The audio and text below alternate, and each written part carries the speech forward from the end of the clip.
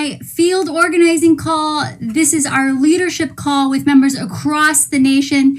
Thank you to everyone who's joining us tonight. We have an exciting show as we have organizing calls every Monday. If this is your first time joining us, welcome, welcome. We're so glad to have you here tonight. If you could put your name as well as what state you're organizing in and what group you're organizing with, we'll be sure to mention those in our shout outs portion. We're going to take this time to let the call build so that people can join us as we begin. Many of you are joining us by cell phone and listening in. Thanks so much if you're joining us listening in your car or on your cells. If you're joining us by Facebook, welcome. We're glad to have you here tonight. Or on Twitter. We're so glad everyone who's able to make these calls. We're also broadcasting now to YouTube so you can share these calls or listen to them later on at another time. We want to thank everyone again who's joining us on this call. Happy Women's History Month, y'all. It's March. And after an exciting February, Black History Month, we're so glad and happy to go into Women's History Month now in March. Thanks to everyone who's organizing in their communities on those efforts. My name is Christy Lara. I'm an organizer with Our Revolution National. I work specifically here in Texas. Tonight, we will be joined by none other than Congressman Pramila Jayapal in conversation with Our Revolution board member, no one other than Larry Cohen, about some exciting developments in the growing Congressional Progressive Caucus. That's right, y'all. The CPC is hard at work, and you better believe that Our Revolution is making sure that your progressive voice is put on the front lines. And you will hear reports from Larry and Representative Jayapal later on in the call. So please stay tuned for those reports. If you are joining us by phone, you can press *3 and an operator will be sure to take your question. As many of you know, we had an exciting membership drive that began in February. So many people across the nation joined Our Revolution as supporting members, and we're going to let you know where that support went and how successful those efforts were January, February, and now moving into March. We have big plans for March. We've been pushing to make sure the $15 minimum wage is included in the House version of the COVID relief package. Many of you have been following that effort since January, since the administration switched over. If you can, please, we're asking everybody who's on the line or joining us, if you could retweet this message calling on Vice President Harris to ignore the parliamentarian and include the $15 minimum wage. That's right, the fight for 15. We're almost past the finish line in the Senate version 2. Again, we need you to retweet to Vice President Harris to make sure that the fight for 15, the $15 minimum wage, is included in the COVID relief package. You can do so by visiting us at OurRev, that's OurRev.us/415. That's FOR, the number 15. Again, that short link is OurRev.us/FOR15. Again, please tweet to Vice President Harris. We need her to be on the right side of history, y'all, to ending poverty in the United States and making sure that workers get a living wage, that people are able to afford the cost of living in the United States. Again, as many of you know, we kicked off our membership drive in February. We want to thank every single person who was able to make a donation, who was able to become a sustaining member. Your sustaining membership allows us to continue this work as well as plan ahead through the year, effort by effort, month for month. And that's why we appreciate everyone who gives to us on a reoccurring basis. It allows us to make plans month by month. If you're already a member, make sure you let us know in the chat or in the Facebook comments. And if you have not yet been able to become a member, you can visit us at OurRev.us/2021 member to become a dues paying member today. We want to thank again everyone who was able to join us. Are we ready to begin the call, Paco and Marissa? We are ready. Thank you, Christy, very much. Good evening, everybody, and welcome to our weekly National Organized to Win call. I'm Paco Fabian. I do comms and campaign work here at Our Revolution. Tonight, we'll be joined by Washington Congresswoman Pramila Jayapal and Our Revolution Board Chair Larry Cohen, sometimes known as Comrade Chairman, at least to us, who will be discussing the new rules and strategies for the Congressional Progressive Caucus to win on our progressive priorities. We'll also be talking with North Chicago City Treasurer-elect Vance Wyatt, who's going to join us. He's fresh off his primary win, some would call it an ass whooping, in North Chicago. And we'll also be joined by Megan Green, who's a St. Louis, Missouri alderwoman, and who's got an election tomorrow. And she's going to talk not just about her race, but also how she's working with progressives in St. Louis to take over the Board of Aldermen in tomorrow's election. But first, an update on our 2021 membership drive from our very own Marissa Mormeal. Marissa, how you doing today? I'm good. Welcome, everyone. I'm excited to announce that we had an awesome finish to our first month of our first ever membership drive. We signed up over 750 new Movement Builder members, which is awesome.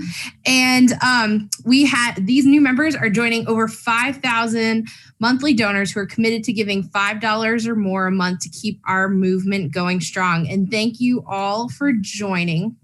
All of our monthly donors will be receiving one of these membership cards at the front and the back in the mail soon.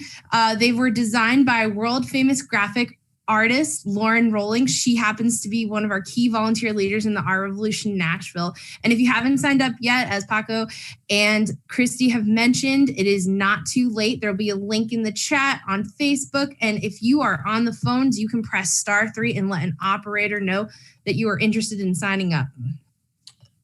Thanks, Marissa. And last week, we asked a lot of our members to share something with us, right? Share their reason for why they've become monthly contributors and sustaining members to Our Revolution. And tonight, we're going to share 5 reasons 5 members are donating $5 or more to Our Revolution. And one of these reasons moves you. You can sign up in the to be a movement builder in the chat, and the link is there already. So reason number 1 is from Eric D. from Denver, Colorado. He asks, why am I donating to Our Revolution? To bend the arc towards justice through Medicare for All, the Green New Deal, and eliminating student debt. So thank you, Eric, very much for that. That's why we're all here. Tonight, we're going to be talking about how we're organizing to bend the arc towards justice. We'll be talking with Representative Pramila Jayapal and Our Revolution Board member Larry Cohen about how we advance our progressive priorities in Congress and update you a little bit on both the Fight for 15 and the union struggle in Amazon in Bessemer, Alabama. And reason number 2, I'm a member for Our Revolution because Our Revolution is working to elect good people in local races and around the country, from Mary N. in Chicago, Illinois. And that's an awesome reason, Mary. In 2020, Our Revolution members helped elect 74% of our progressive 74% of our progressive champions win their races, and 88% of our wins were down ballot contests. And in 2021, we're already scoring victories. Tonight, we'll hear from Vance Wyatt, who is the next treasurer of the North Chicago City. And we'll also hear from St. Louis Alderwoman Megan Green about her bid to elect a slate of progressives in tomorrow's city elections. And then reason number 3 is from Michael W. in Portland, Oregon. He says, I signed up as a monthly donor because I want to build a progressive Democratic Party. Well, Mike, that's what we do here at Our Revolution. We're the only group working to transform the Democratic Party into a progressive party. And since January, we've elected progressives to party positions in California, Colorado, Maine, Florida, and Michigan. And reason number 4 comes from Carlos M. in New York City. I'm a sustaining member because Our Revolution's ground up organizing is key to keeping our movement going. That's the truth, Carlos. Our Revolution is focused on keeping our movement going as long as long after the 2020 election cycle. We're investing in building strong local and state groups and recruiting regional and local organizers to support our volunteer army. And thanks to all of your generous donations, we've been able to bring on organizers like Carlos in Maryland, Kristen in Virginia, Corrine in Florida, Preston in Michigan, and others. And reason number 5 comes to us from Robin in Ukiah, California. She says, why do I support Our Revolution? I want to put my money into effective organizations, and Our Revolution is one of the most effective organizations out there fighting for justice. Well, thank you, Robin. We appreciate it. We do this work because of you and with you. Our Revolution is helping to elect criminal justice reformers like Chesa Boudin in California, Jose Garza in Texas, and Monique Worrell in Florida. And we're also pushing progressive policies all around the country, like ending cash bail in Illinois, which just passed recently, divesting from private prisons in North Carolina, and decriminalizing cannabis in Arizona and in New Jersey. So again, thank you to all our new movement builders. Together, we're going to change America. Again, it's not too late. You can still sign up. The link is in the chat. And this month, we are excited to say that new and existing Movement Builder members are automatically going to be entered for a chance to have lunch with Comrade Chairman Larry. So lunch with Larry, the lunch will be over Zoom, and you'll get to enjoy an hour with Larry and talk about whatever you would like. And here to introduce our next segment, I'm going to bring up our wonderful Field Organizing Coordinator, Anna Martovisky. Thank you so much, Marissa. As you said, I'm here to introduce a super exciting segment of our call. But before I do that, I wanted to quickly reflect on what Robin from California said when she signed up to become a new member of Our Revolution and a new donor to Our Revolution. She said that she is giving us money because Our Revolution is one of the most effective organizations fighting for justice. And I just wanted to highlight this because I wholeheartedly agree. We are effective, and the reason why we are effective is because we have a very smart and tactical inside-outside strategy. That is our theory of change. On the outside, we are building a movement of strong grassroots groups, a whole network all around America, and they are fighting for progressive policies in the streets with the power of the protest. But on the inside, we also have elected progressives whom we championed and helped elect, who are fighting for these policies in the halls of power. And this is so important. These cannot go without each other. We need the inside and we need the outside. And one clear example of how this works is what we have done with our Medicare for All organizing, right? Throughout the last couple of years, we have held multiple street events, from canvases to protests to bird dogging in front of, offices of our congresspeople and representatives. In New Jersey, we held a very, very impactful and super important Medicare for All ambulance event that was so important in order for us to get a congressperson who hasn't signed on to Medicare for All to sign on. So our outside strategy involved these street actions, but our inside strategy involved holding meetings with members of Congress and our municipal leaders and representatives and council people. And we have been successfully urging city councils from county commissions from New Jersey to Indiana to Wisconsin and California to pass Medicare for All resolutions in many towns in America. And because of this inside-outside strategy, we got in 2019, 118 co-sponsors to the Medicare for All Act of 2019, and we are working so hard to get just as much and even more for the new Medicare for All Act of 2021 that Representative Jayapal is going to introduce soon. So it's so important, as I said, to have both the inside and both the outside. And to talk more about that strategy and the importance of it, here we have Congresswoman Pramila Jayapal and our board chair, Larry Cohen. So take it away, Larry.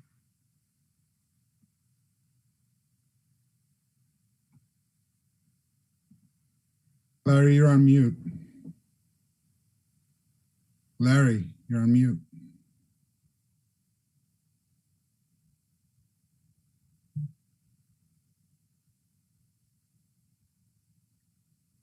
Okay, sorry about that. Congresswoman Jayapal, great to be with you again. Your leadership has been incredible.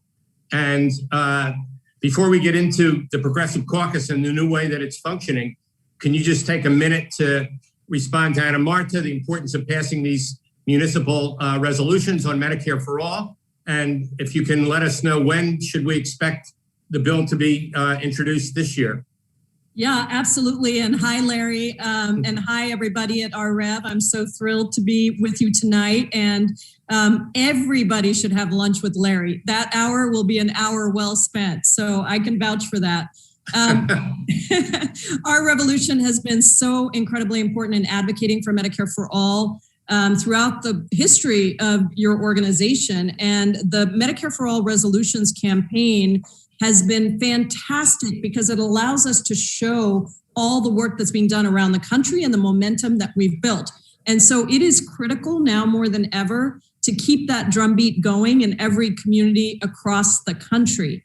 If people are stepping up all around the country in red states and blue states and purple states and districts, and those cities, towns, and counties are passing a resolution in support of Medicare for All, it helps us then to do the work of continuing to get more colleagues in the House signed on. We are doing very well on our co-sponsors. I'm really excited that we will be introducing the Medicare for All bill into the House with a strong number of co-sponsors in the coming weeks. It's really been moving only because we are still working on the package that's in front of us, and we don't want anything to get in the way of our Medicare for All bill. So I'm anticipating just a couple of weeks, and then we will get to work after introduction on having hearings on the bill and then continuing the momentum both inside and outside.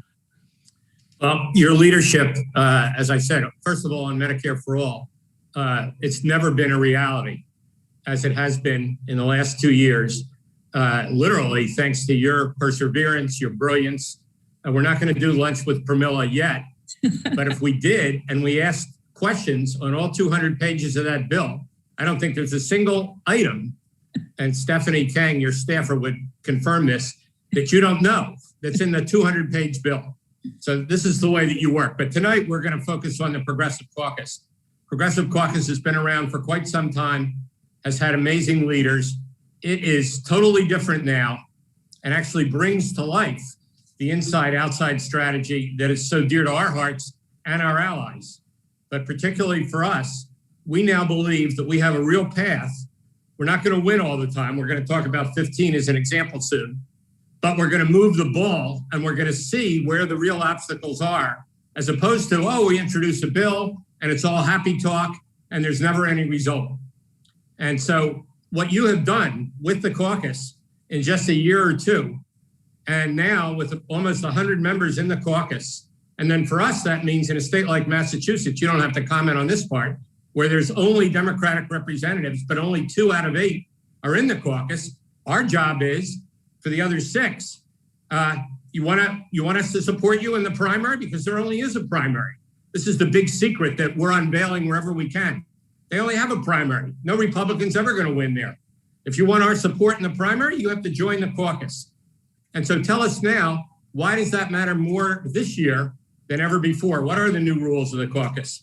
Yeah, thanks, Larry. So this has been, years in the making in terms of really figuring out how we leverage the power of progressives on the inside. And when I came in 4 years ago, Keith Ellison had done a fabulous job, Raul Grijalva, others had begun the work. And of course, my former co-chair, Mark Pocan. What we realized is that we just didn't have the infrastructure and the rules within the House to really leverage that progressive power fully. Why it's so important right now, in the 117th, while we have the trifecta, we also have a very narrow House majority. And so that means that we have to be extra smart, extra nimble to achieve progressive wins. And organizing for more progressive power in the House means we got to claim a seat at the table. We got to advance the progressive agenda. We got to shift the policy debate. And we have to give the broader progressive movement a goal to organize around. If we exercise our leverage correctly, we, along with outside grassroots groups, can push the Democratic Party to be more responsive to the people and to what the people want and need. So last year, we began the process of implementing new caucus rules. And we have 94 members currently. And of course, that includes Senator Sanders as well in the Senate. And we have a couple more members that are seeking to join. We actually have new rules around joining where you have to fill out a questionnaire. It has to go to the executive board. The executive board has to discuss whether or not we think the person has, appropriately signed up, if you will, for the progressive priorities. And so we now have a structure where we have a number of new rules. Members, if the caucus takes a position, and it does take a 2/3 vote to take a position on any legislation that's coming to the floor, then members have to stick with the caucus position at least 2/3 of the time. This is a fairly unprecedented rule. No other caucus binds membership in a caucus to the vote, but we felt this was very important. And so that's what we did. In addition, members have to attend at least half of the meetings. Why is that important? Because now when we have a Progressive Caucus weekly meeting, we have 60 to 70 members on the phone the vast majority of the time, which means we bring in somebody to talk about why it's important to reform or eliminate the filibuster in the Senate. And members are getting that information. We're going to do a briefing on the wealth tax. We did, a call that was just on our priorities for $15 minimum wage and keeping the income thresholds the same for survival checks. And that was part of how we were able to build the consensus we needed quickly to be able to push those things through in this last relief package. And we now have a sole chair, which just allows us to be much more nimble. And there is a 2-term limit that I asked for because I think it's important that we continue to bring new leaders up and, continue to move people through. So Representative Katie Porter is the deputy chair this term. Ilhan Omar is our whip. And that now we have a 3-person leadership team meeting every 2 weeks. And we have been able to move a lot of things from rules reforms on PAYGO and eliminating the motion to recommit. These were things that are technical and wonky, but basically they stopped us from bringing progressive priorities to the floor. We were successful in that. We were successful in including the $15 minimum wage and the thresholds and child tax credit into this latest package.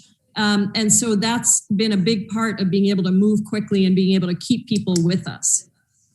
Well, that's great. And now what those who are on video see is what we call a path to govern with the Congressional Progressive Caucus.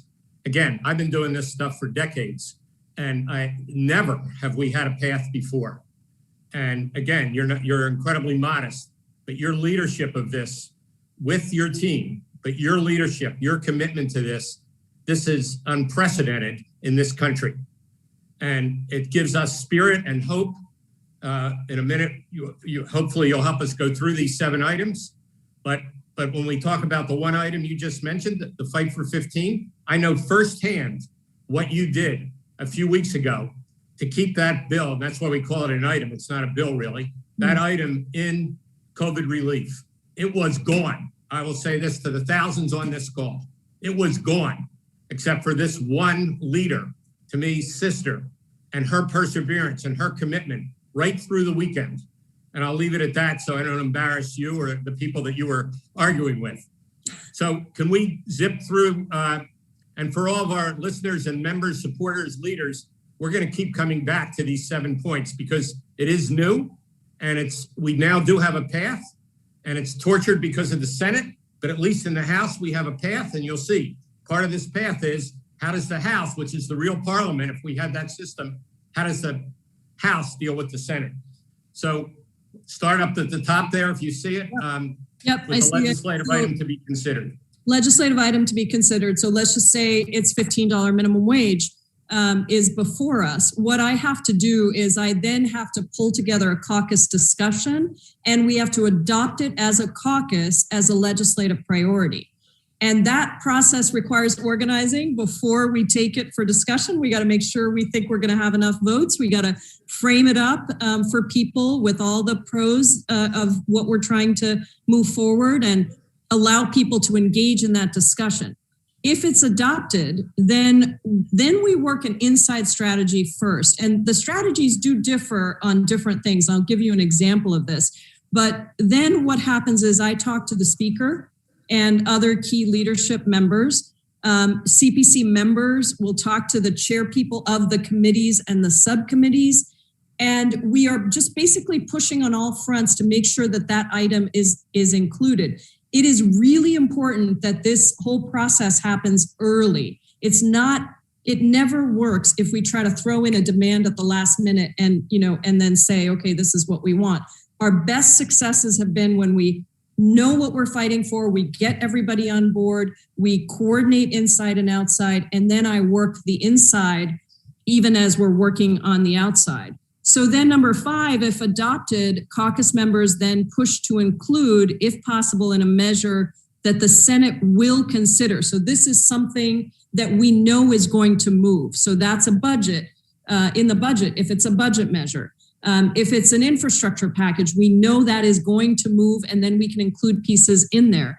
And assuming Senate passage, then the caucus pushes House leadership to pursue it in the final version. And then, of course, we have final passage.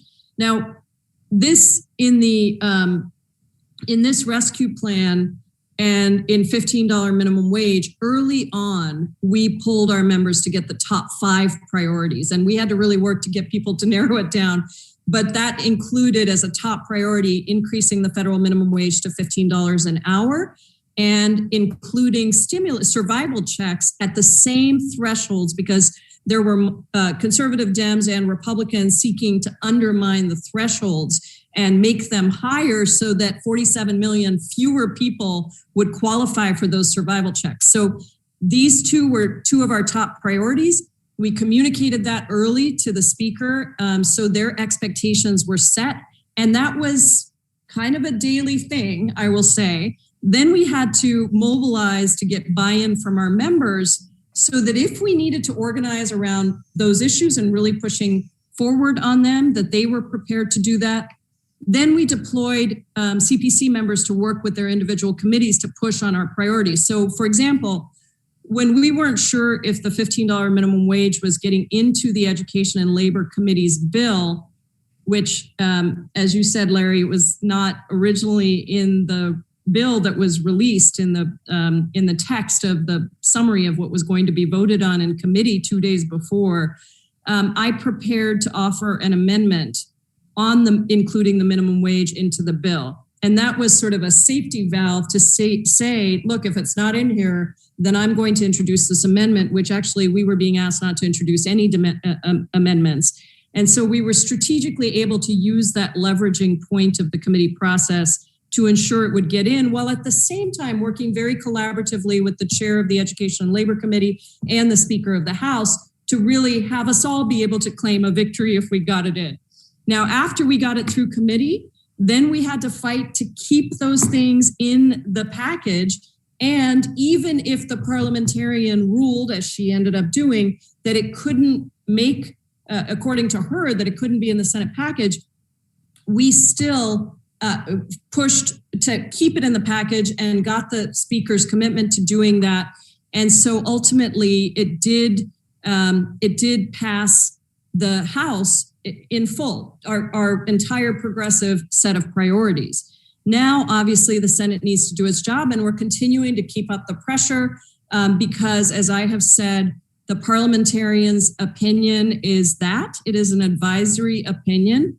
There is precedent for overruling it, and that has been done by Hubert Humphrey twice in 1967 and 1969, and then by Roosevelt, Vice President Roosevelt in 1975. And so we are not done with this, but that is the process, and the same sort of process for survival checks. Though with survival checks, it was a little bit different. I will tell you that we had the same initial steps, but we decided that this was such a key issue in a sort of an easy, understandable way that we won in Georgia on, that we actually went to the public with it. And so we launched a very public campaign around survival checks when we heard it wasn't, that they were going to change the threshold. So it was slightly different, but similar in terms of the steps we had to take within the chamber. Yeah, so again, for us, we will come back to these 7 points in other weeks, but because it's not very evident and it's really a new strategy. And again, we couldn't be more excited about what you're doing as chair of the caucus. But just give us a taste of, in addition to the fight for 15, which is not going away, it's not going away in this COVID bill, because if we can flip back again to the 7, 5, 6, and 7, whatever's on that other slide, if that's doable. If not, don't worry about it. There we go, 6 and 7. The speaker and whoever else is going to talk to the Senate know that the Progressive Caucus votes are critical for final passage. So this leverage is not lost. And secondly, there's likely to be another budget bill. And for, again, everybody listening, budget bills, at least twice a year, in this case, only need 50 votes in the Senate to pass. So we're not going to get Republican votes on anything that's on the list of anybody on this call. And so putting items that work in the budget bill is the way to get them to the floor and to actually see them occur. So we'll come back to the fight for 15, whether it makes it this time or not. I know that you will fight with everything you have to get the House leaders to say to the Senate, wait a minute, there's other ways to do that. The opinion of the parliamentarian is easy to work around, make it a tax issue, make it even clearer, but more importantly, have the vice president say it's in, because the Senate has to overrule the vice president with a majority. They don't overrule the parliamentarian, that's only an opinion. But let's move to a couple of other issues.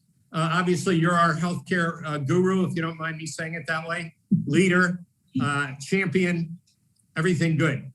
What's the possibility in the second reconciliation, which people will see as Build Back Better, an infrastructure bill, of getting something in there that's a real step for healthcare reform?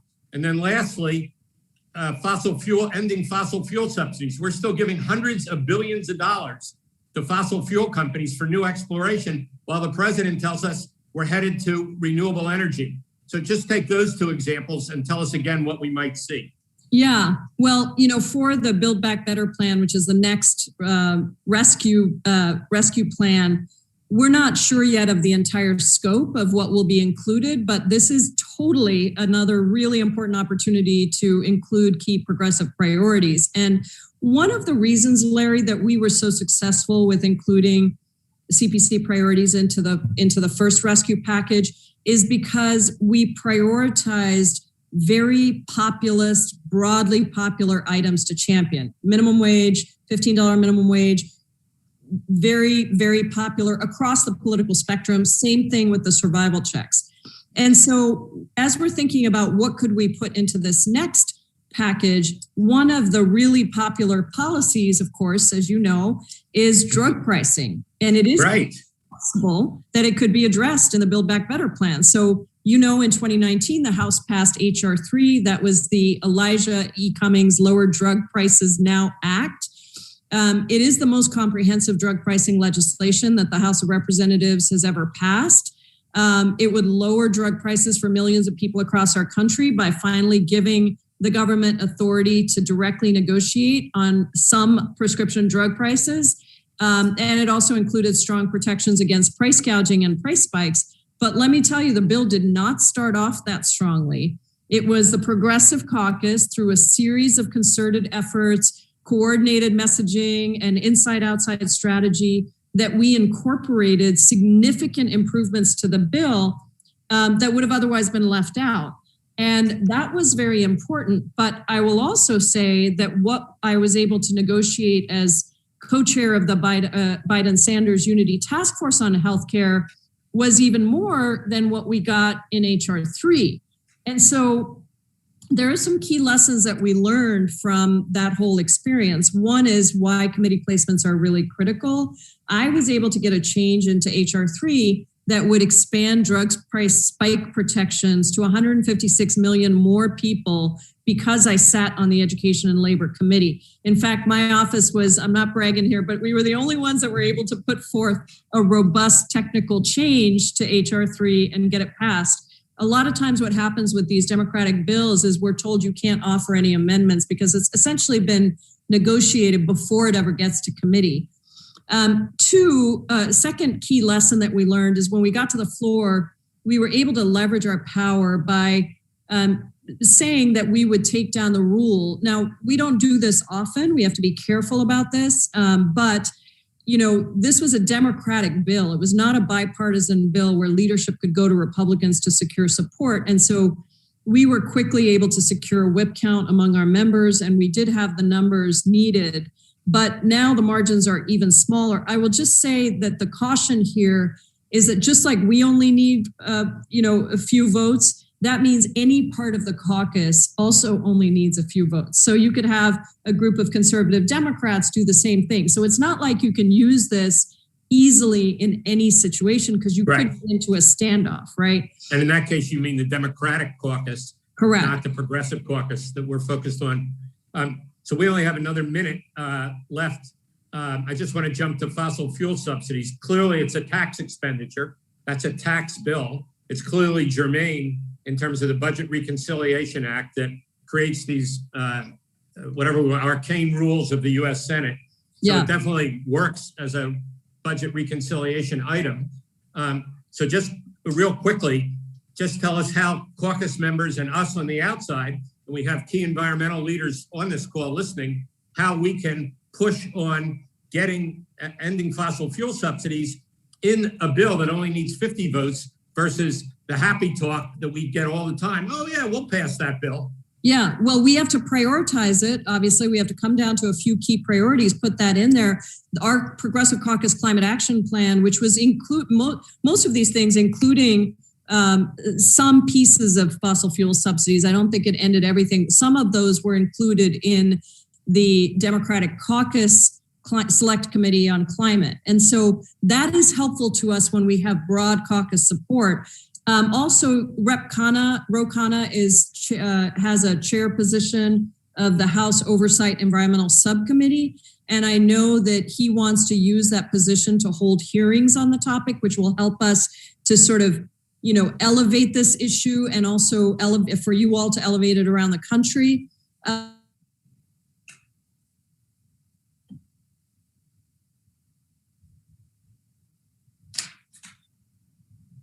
Looks like we have a freeze, Paco. Yes, unfortunately, it looks like Representative Jayapal's signal. Well, let me just sum up and we can move on. Sure. First of all, Representative Jayapal, if you hear us. She's back. Oh, you're back. Okay, I was about to rave about you, but yes. Go ahead. Okay, I don't know if you caught what I said, but this is going to be harder to come up with just a few key priorities because it is such a massive bill. Right. It has families infrastructure. It has roads and bridges, water, schools, you name it. There's a lot of stuff in here. It's all about jobs, and good jobs, $15 minimum wage jobs, good benefits, collective bargaining. We want to get as many Davis-Bacon provisions in here as possible. So there's a lot in here.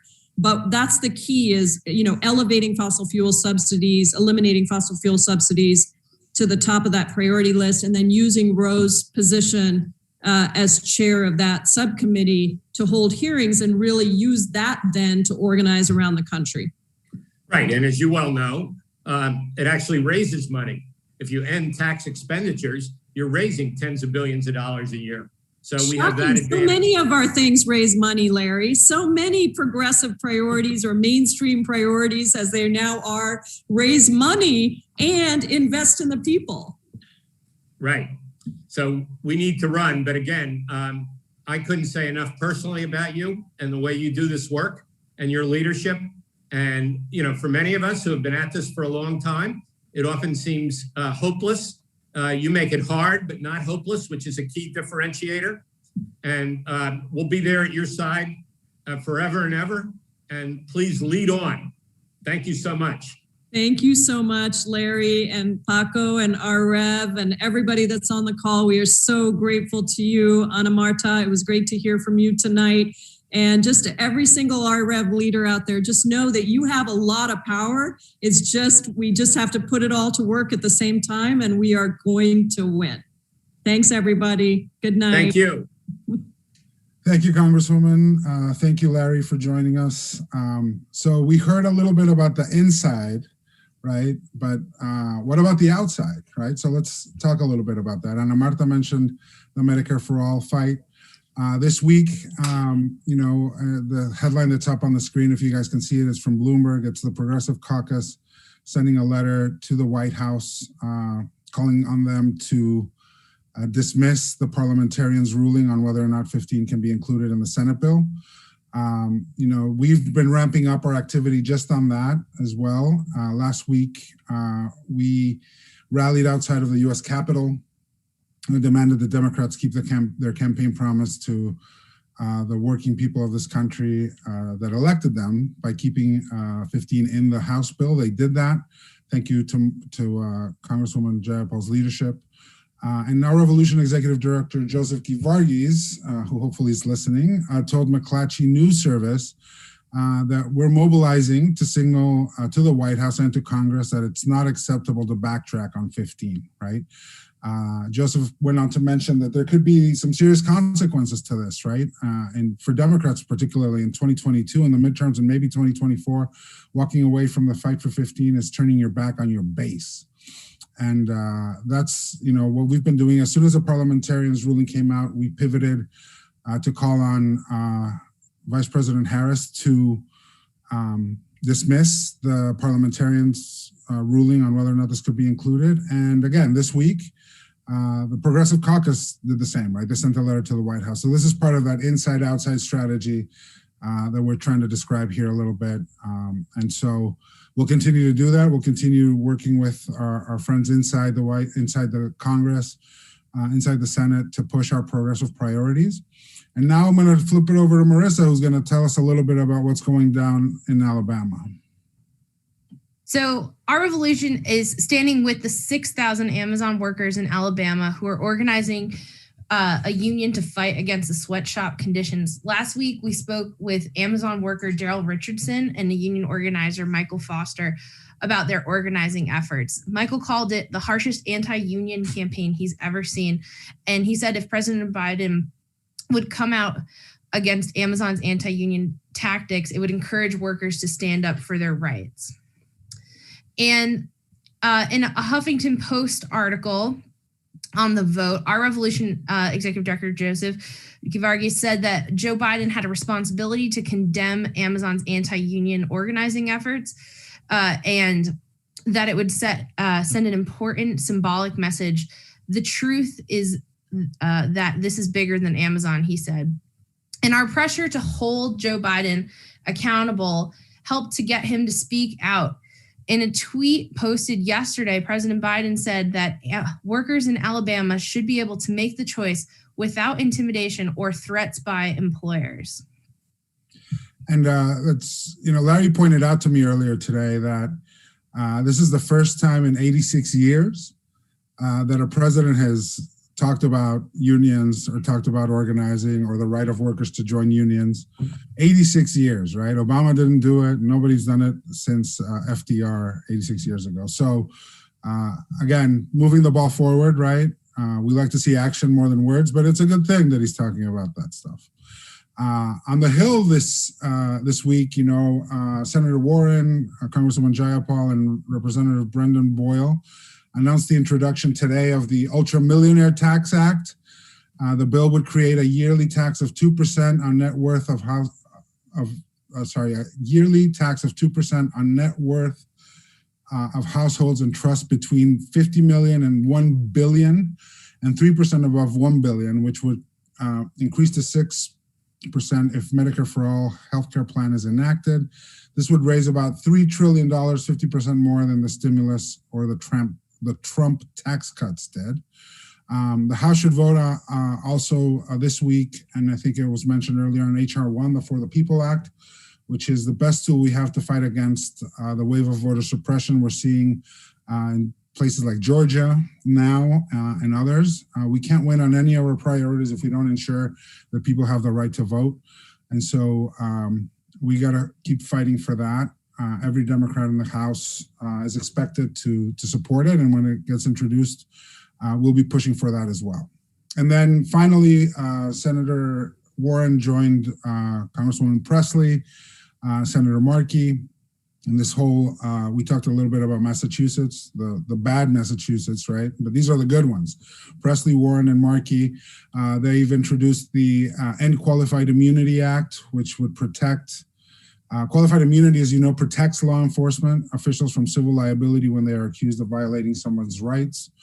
And we need to push back against that. We've seen the consequences of that in all over the country lately. And so we got to continue pushing against that. The bill includes provisions that would limit but not end qualified immunity. Ending qualified immunity failed as an amendment to the larger criminal justice bill last year. And so we'll be campaigning, and you'll be hearing more from us on all three of these bills: H.R. 1, billionaire tax, and ending qualified immunity. Thanks, Paco. And our Revolution members, are fighting for progressive policies like $15 minimum wage and many other priorities, like we just mentioned, Amazon workers, for criminal justice reform and other things. And so we're asking, if you all can become a member, a movement builder member, and help support this important work, you can sign up on the link in the chat. And for those of you on the phone, you can press *3. If you do and become a recurring member, you'll get one of these awesome cards and be entered for lunch with Larry this month. So please, if you can, we appreciate anything that you can give. Sign up to become a movement builder member. And our Revolution, along with NIPAN, we hosted a mayoral candidates forum with leading Democrats competing in the June 22nd primary. The candidates were asked questions ranging from support for single-payer healthcare to fair taxation and police reform. Many progressive organizations and unions have yet to make their endorsements in the races, which will be governed by the new ranked choice voting rules. Educating our members and making informed endorsements is critical and to make sure we elect a real progressive, said George Alvaro, an Our Revolution NIPAN volunteer leader. And in Maryland, Our Revolution Maryland held an event with Senator Nina Turner. She was introduced by our new member of the squad, Representative Cori Bush from Missouri. And, the event was able to raise thousands of dollars to help Nina get elected and join the squad in Congress. So we're really excited about that. Continuing to talk about electing progressive champions. We're at Our Revolution, we're fighting to, pass progressive policies, but we're also fighting to elect champions up and down the ballot. And in last week's local primary elections in Illinois, our endorsed candidates won, and they won big. We had Daniel Biss win his race for mayor of Evanston. Vance Wyatt, who we're going to hear from next, scored an upset victory in his bid for treasurer in North Chicago. And he's going to tell us a little bit about North Chicago.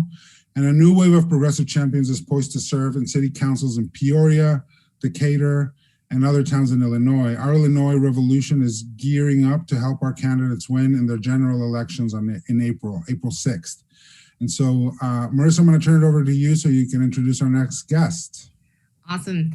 So joining us now is Vance Wyatt, who just won his primary to be the next treasurer of North Chicago City, Illinois. Our Revolution was proud to endorse Vance, who ran as a challenger against a 4-term incumbent and won 81% of the vote. Since he'll be running unopposed in April's general election, we can introduce him as treasurer-elect. Welcome, Vance. Thank you for having me. It's a pleasure being here with you all tonight. Thank you for joining us. So could you tell us a little bit about the North Chicago and about your race and some of the innovative programs that you'd like to implement as treasurer? Sure. So for those of you who don't know, North Chicago is not a part of the city of Chicago. We are about 35 miles north of the city of Chicago. I wish we had the budget that Chicago has, but unfortunately, we're similar to Chicago. We are a Rust Belt community. We face some very tough challenges. Compared to the United States poverty rate, we're at 22% versus 10.5%. We have a household income compared to our county, which is $89,000 is the average income for a household. It's 42. So we're severely underrepresented with our income, with the with how much money people have with home ownership. We're 32% for home ownership compared to 79% within our county. So we have a lot of different struggles, but we have very resilient individuals that live in our community, hardworking individuals that work through the COVID-19. We have a lot of nurses, a lot of people that are on the front lines that need the $15 an hour minimum wage. Luckily, here in Illinois, our General Assembly was successful in passing that last session. But now that we're past that, we want to see that at the federal level. We're continuing to support that. Some of the things I'm trying to do here locally as city treasurer is the first thing is have open and transparent government. So the first thing I want to do is actually digitize all of our documents. That includes the treasurer's reports, all of our city bills as well, and make that available to the community. There's been this big question with my predecessor of what's really going on with our money. And that's one thing I want to do is make sure that that information is available going back 2 to 3 years at least, or whatever is available. It's going to take some time to digitize some old documents. Our city has very old computer systems, and we're trying to make sure those are available to everyone. Some of the other things is money management courses. So as I stated, we're severely, our income is severely less than the average people in our county. And one of the things we really want to do is we want to make sure that individuals know how to save. So we're going to start a savings initiative with some of our local banks and make sure that they're not using currency changes, which actually end up taking a significant chunk of people's paychecks, especially if you're working class. You cannot afford to give $10, $20, $30 away out of your paycheck. Let's get them into banks. And since I will be as the treasurer, have the ability to control where we put our money, we can put pressure onto our local banks to make sure, say, hey, you need to make sure you're providing access to your banking system to our residents. So one of the things I'm planning and implementing is actually a survey within our community and also with our banks of how many people do you actually serve in our community. We have Chases, we have the Bank of Americas that are around here. Let's make sure that they're providing services to our community, and let's make sure they're not keeping people out of the system. And making sure that they're able to attain wealth. The other big thing is we have, as being the treasurer, I'm the chief investment officer for the city. We have had in the past some mutual funds that were invested by our city treasurer that invested in private prisons and oil companies and health insurance companies. What I want to do is divest from that and actually invest in sustainable companies. We cannot directly invest in companies, so we have to find mutual funds that have those types of companies in it. That's one thing I'm looking to do when I get in office, or some of the things I'm looking to do when I get in office. And to continue, of course, to build our progressive base. We have some great people running in April 6th, and I'm looking forward to supporting them as well. Awesome. Well, thank you so much for joining us, Vance. We're going to have to move on to our next speaker because we're running a little short on time, but thank you. And I'm going to kick it over to Paco to introduce our next guest. Thanks, Marissa. And our next guest has a very exciting day tomorrow. She's another progressive champion that we endorsed for her position. She's got an election tomorrow. Megan Green is running for re-election as Ward 15 Alderwoman in St. Louis, Missouri. Megan is a progressive champion who's fought for a living wage, for civilian oversight of the police department, and for responsible development that benefits the community. So Megan, welcome to the call. How you doing today? I'm good. Thanks for having me. How are you doing? I'm good. So tell us a little bit about your election, and in particular, beyond your election a little bit, about your Flip the Board campaign. Sure. What's going on there? So I've been on the Board of Aldermen for the last 6 years, and I will tell you the Board of Aldermen in St. Louis has changed a lot in that time. When I first got elected, there were maybe 5 progressive votes that we could piece together, and we are a large Board of Aldermen. We have 28 members plus a president, and so we were sorely outnumbered. But in recent years, we've picked up numbers, and we've gotten to the point where our fights are close, and we've had some really big fights over the last 2 years in particular. We've had a fight that seems ongoing to try to privatize our airport, and it would be the first privatized airport in the country. We've had an ongoing effort to try to close the workhouse, which is our medium security jail, and the board will vote to close it and then renege on the promise. And then we have this new fight in front of us of this kind of dystopian effort to put spy planes over our city 18 hours a day to surveil people in the city of St. Louis. But all of these votes are really close. They're coming down between, 1 or 2 people on the board that are swing votes. So there's 4 candidates that I've thrown my support behind. I've asked my donors, my supporters to get behind in this round of elections to try to flip these seats because we think they're winnable seats. We think that based upon the way that these wards have been trending in terms of other candidates that these wards have voted for, these are flippable wards. And these are places that we can pick up progressive seats so that we're no longer worried about whether our airport's going to be privatized, where we can actually close down the workhouse once and for all, where we're not fighting spy planes anymore, and we're actually investing in crime prevention strategies that address the root causes of crime. So Flip the Board is very much about that. The second thing I want to say about this is tomorrow is just phase 1 of our new election cycle. So in November, voters approved something called approval voting, and we are only the 2nd city in the country after Fargo, North Dakota to do this. So people at the polls tomorrow can vote for as many candidates as they want on the ballot, and the top 2 candidates then advance to a runoff in April. This is the first time we've had a runoff system. It's the first time we've done approval voting. It is the first time we've had nonpartisan elections. So there's a lot of firsts for us going into this, but we think it's an opportune time to pick up some progressive seats. There's a lot of progressive energy in St. Louis. So we can actually have a board of aldermen that is working for the people instead of rehashing some of these fights that we've literally been doing over and over and over again for the last 3 or 4 years. Megan, just quickly, what are some of the progressive priorities in St. Louis? You mentioned some of, some defensive, let's call them, positions, right? Trying to defend, people's rights and other things. But what are some of the sort of progressive solutions that you guys are going to try to implement in St. Louis? Some of the things that we want to see is re-envision public safety. St. Louis has notoriously high crime rates, and we continue to invest in this arrest and incarcerate model of public safety that isn't working at the expense of health and human services and affordable housing and all the things that we know support people and actually reduce crime. And so we want to see different, budget priorities. The other thing is we're going to this election on the heels of 7 public school closures. And the Board of Aldermen has a big role to play in that through our use of tax incentives to big corporations and to big developers. So I think our slate of candidates understands that and wants to retool that system to make sure that we are reining in the overuse and abuse of that system so that our kids in public schools are not missing out on the resources that they need to get a quality education. Of course, we support both of those things truly at the local level and at the national level as well. So Megan, you've probably got some campaigning to do virtually, hopefully.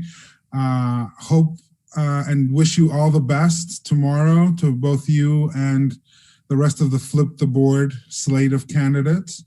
And we look forward to having you on soon to tell us a little bit about your strategy on how you ended up winning. Sounds good. Thanks for having me on to talk a little bit more, and good to see you, Larry, too. Take care. Thank you, Megan. Marissa, we also have an election in Massachusetts. Tell us a little bit about that. We do. So there's another election happening tomorrow, a special Democratic primary election in Massachusetts. Our Revolution is excited to endorse progressive champion Juan Jaramillo for Massachusetts House of Representatives to represent the 19th Suffolk District. Juan comes from a working class immigrant family and is a union representative fighting for frontline workers. And so when you become a member of Our Revolution, you help us elect progressive champions like Vance, like Megan, and like Juan Jaramillo. So sign up at the link that we're dropping in the chat, or if you're listening on the phone, press *3 and an operator will take down your information and help us get more of these progressive champions elected. And speaking of progressive champions, I know if I say this phrase, hello somebody, everybody understands what I'm talking about. We have a phone bank that's going to be running in support of Senator Nina Turner. We have an incredible opportunity to send her to the U.S. Congress this year. If you can, sign up with Our Revolution Ohio and help us phone bank for Nina. We also have a phone bank for Karen Carter Peterson. Our Revolution has joined Stacey Abrams and I think the Congressional Progressive Caucus, if I'm not mistaken, in endorsing Louisiana State Senator Karen Carter Peterson in her race for Congress. She's running in a special election that is happening March 20th. So please sign up at the link we're dropping in the chat and help us get her in Congress as well. We need as many progressives as we can all over the country, but especially in the South. Moving on to some of the calls that we have coming up, we have a Puerto Rico call tomorrow. We're going to be going to the island doing our call in Spanish. I'll be there. If you can join us in Spanish, join us. We'll be talking in English a little bit as well. We'll have Congresswoman Nidia Velázquez deliver a message there to our folks in Puerto Rico. And we'll also have Eva Prados, one of the local Puerto Rican politicians, speaking to us and with us tomorrow. We also have Virginia Attorney General Candidate Forum that's happening tomorrow with Jay Jones. He's one of the candidates that's running for Attorney General in Virginia. Virginia is a off-year election, and we'll be hosting some more of those candidates in the coming weeks. But tomorrow we have Jay Jones joining us. Then on Thursday, we have a California call with State Representative Ash Kalra. We're going to be talking about universal health care in the Golden State. This as well. We need as many progressives as we can all over the country, but especially CalCare, which is sort of the local state-based Medicare for All legislation that he's supporting and introducing soon. And that's what we have going on this week on top of all the stuff we mentioned with the legislation coming in. So thank you, everybody, for joining us tonight. Special thanks to all our volunteers, all our donors that make our work possible, and to everyone who has signed up to be a sustaining member. We can't do the work that we do without you. And before we sign off, as we do on our state calls and our local calls, and of course our national calls, we do a chant to sort of get us motivated for the week. So when I say, when we organize, you say, we win. When we organize, we win. One more time with feeling. When we organize, we win. All right, guys, have a great week, and we'll see you next Monday. Solidarity.